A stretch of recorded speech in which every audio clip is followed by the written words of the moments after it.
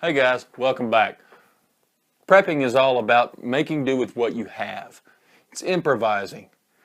That's the reason why we do this whole $5 prepping series.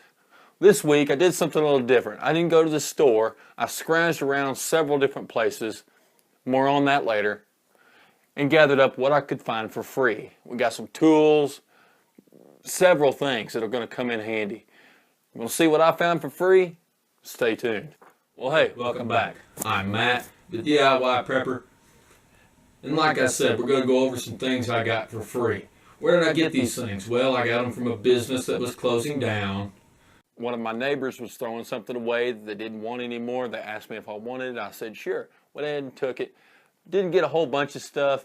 Don't want to make the video too long, but stick around and let's get started. Okay, the first thing is rope, tie downs, and cordage and things of that sort. I was able to pick up about 50 feet of rope, just half-inch nylon rope. This is going to come in pretty handy for a number of things. I'll probably keep this in the truck. That way I'll have it if I need to tie something down, just whatever. You can never have too much rope. I got two sets of tie downs.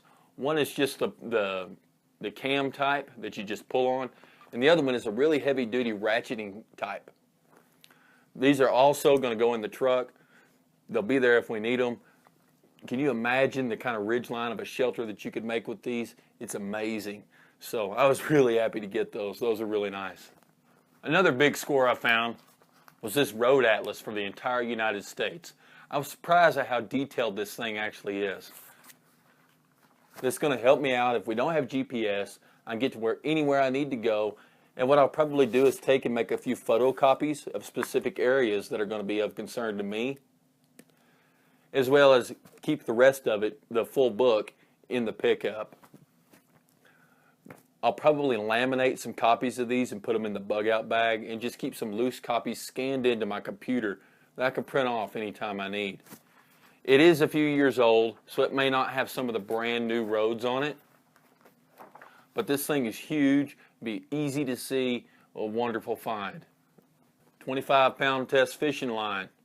This is kind of the cheap stuff. It's got a lot of stretch in it. Not the greatest, but it's free, and I'll always take fishing line.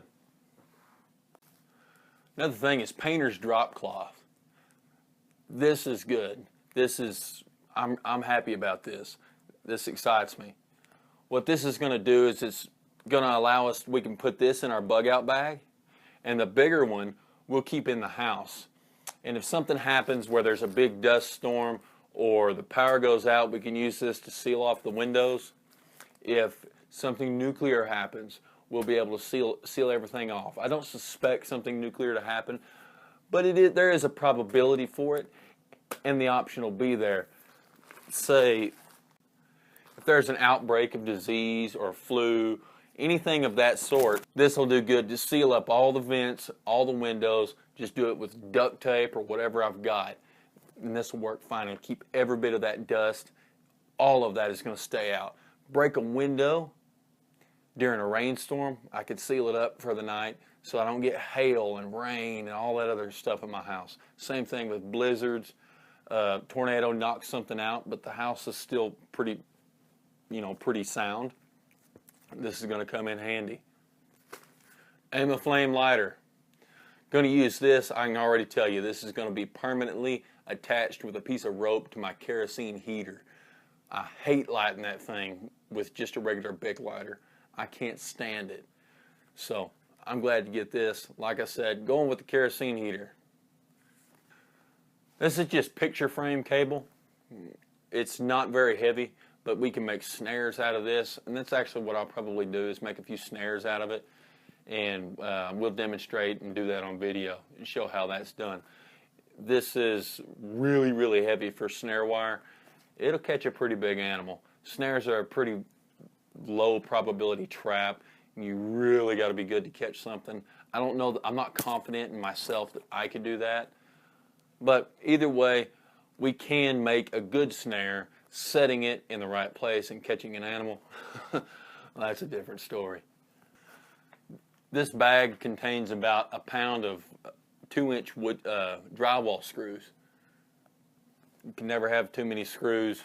We can build things. We've got a project that we're going to build coming up in a couple weeks. We're going to utilize these. It's going to be a way to organize all the food that we're storing up. How do we make sense of it? It's going to help get the first in, first out mentality going, make sure nothing spoils and we can rotate through it. A garden trowel. What else is there to say? It'll work perfect in a garden. I'm actually going to stick this in my bug out bag. The dirt around here is really hard and dense, extremely hard to dig without a full-size shovel, but this will work just fine for digging a hole to use the bathroom in as a lavatory, just a little cat hole. If I run across a snake and I kill it, I need to bury its head for some weird reason, that's where this will come in. It's made by Fiskars, and it doesn't look like it's ever been used. It looks like it's brand new. It feels like it's polycarbonate or something along that lines. It looks like it's pretty good quality. I'm just glad to find that. I was able to pick up a few tools. A number 3 Phillips screwdriver. It's just a cheapo, but it'll work just fine for a beater. Stanley crescent wrench. Once again, I'm going to throw it in the pickup. Just keep it in the glove box. It'll be there if I need it. It seems like it's pretty new. It certainly hasn't been left outside. It's in pretty good shape. Generic pair of ice grips. Untold uses. No need to explain that.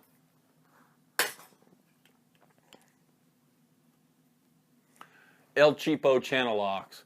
These things are pretty cheaply made. They barely slide back and forth. They're pretty stiff, but they'll work in a pinch. I'll never turn down free tools. I'm gonna have to be kind of careful with this. There was a almost complete set of drill bits. They were in the case. It has a couple extra bits mixed in there that there's not a hole for, not a place to keep them, and a few extra small ones. I'll hang on to them, use them for beaters. I don't like cheap drill bits. Cheap drill bits are a waste of time and energy. But if I'm doing something where I may tear them up, I'm going to grab these before I tear up my expensive ones.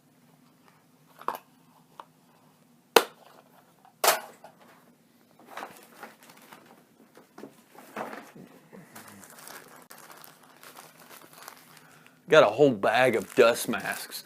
There's probably, you can see it's pretty thick. I'm going to guess there may be 25 of them in here. Oh, that's great. They're not the N95 masks. They won't stop viruses and they won't do that kind of thing. But I tell you what, I've been stuck in basically what became a sand dune from a big, big dust storm that we had here. My wife and I got stuck and we had to dig out. I can't tell you what I would have given for one of these. All that blowing dirt. It had blown up a dune of basically black dirt that was, I'm going to guess, at probably 2.5 to 3 feet high. And it just was never ending. There was a plowed field that didn't have any crops in it. It's horrible. From that day, I decided I was going to keep dust masks and goggles in the glove box of every vehicle. And that's where these are going. Also got 2 pairs of safety glasses. Once again, bug out bag. That's where I'm putting both of these pairs of safety glasses. The reason being, if you've ever taken off running through the woods, a bunch of brush in the middle of the night, you can't see where the little twigs are. They're going to stick you in the eye. These are clear lenses. I probably need to figure out something to keep them from getting scratched. I don't really trust this Ziploc baggie. I'll probably wrap them up in, I know paper towel's not the best thing. Maybe I can find an old t-shirt or something. I can wrap them up in that to keep them from getting scratched. I was glad to find those. Aside from that, really the only thing I got was some of this. I don't know if you've ever used this Scotch all-weather Velcro. It works amazing. It works in the rain. The rain doesn't hurt it, doesn't wash it off. This stuff is really pretty cool. This is one of those things that I never think to buy while I'm at the store. And there's not much in there. It's a pretty small package, but hey, I'll keep it. Aside from that, all-weather double-side tape. It's, I'm going to guess, about 2/3 of a roll. not much, but it does come in handy. I'll stick this in the bug out bag probably. I don't really know what I'll use it for, but it doesn't weigh anything. It doesn't take up hardly any space. Why not?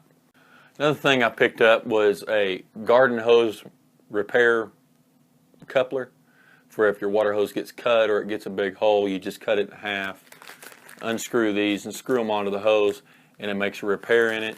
And a whole brand new bag of O-rings and washers to keep your implements that you put on the end of your garden hose from leaking.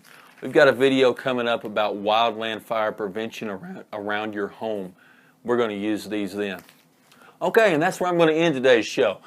Let me know what y'all think about what I got in the comments, and if y'all think of any other place where I can get free stuff, or these came from a business that was closing down, and the other part came from a neighbor that was throwing some things in the trash. He thought that they were bound to be of good use to somebody, so he said, hey, Matt, do you want these? I was like, oh, heck yeah, I'll take them. So let me know where you come up with your stuff. How do you improvise? And until next time, be sure and hit that subscribe button, smash that like button, and be safe.